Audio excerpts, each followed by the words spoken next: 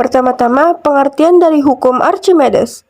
Hukum Archimedes adalah benda yang tercelup, baik sebagian maupun seluruhnya, ke dalam zat cair akan menerima gaya ke atas sebesar berat zat cair yang dipindahkan. Dan berikut adalah rumus-rumus yang terdapat pada Archimedes. Kedua, asal hukum Archimedes. Hukum Archimedes ini pertama kali dicetuskan oleh seorang ilmuwan terkemuka dari Yunani pada tahun 287 sebelum Masehi bernama Archimedes. Archimedes ini adalah seorang ilmuwan yang menguasai berbagai macam bidang ilmu pengetahuan, mulai dari matematika, fisika, teknik, astronomi, sampai filsafat. Berikut adalah contoh penerapan hukum Archimedes dalam kehidupan sehari-hari. Yang pertama, keran otomatis. Pada penampungan air, jika di rumah kita menggunakan mesin pompa air, maka dapat kita lihat bahwa tangki penampungnya harus diletakkan pada ketinggian tertentu. Tujuannya adalah agar diperoleh tekanan besar untuk mengalirkan air. Dalam tangki tersebut, terdapat pelampung yang berfungsi sebagai keran otomatis. Keran ini dibuat mengapung di air, sehingga ia akan bergerak naik seiring dengan ketinggian air. Ketika air kosong, pelampung akan membuka keran untuk mengalirkan air. Sebaliknya, jika tangki sudah terisi penuh, pelampung akan membuat keran tertutup, sehingga secara otomatis keran akan tertutup. Yang kedua, kapal selam. Pada dasarnya, prinsip kerja kapal selam dan galangan kapal sama. Jika kapal akan menyelam, maka air laut dimasukkan ke dalam ruang cadangan, sehingga berat kapal bertambah.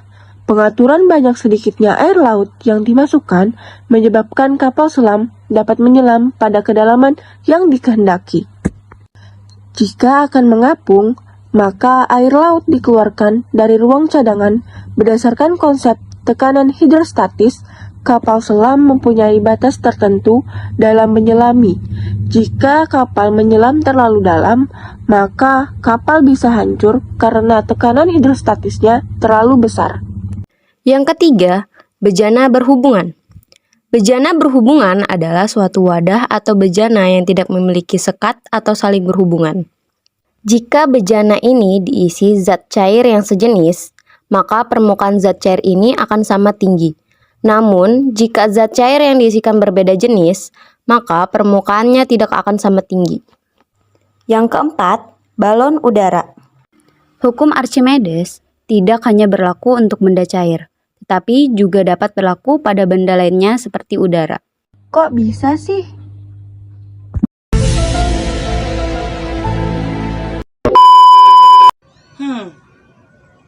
Kamu nanya?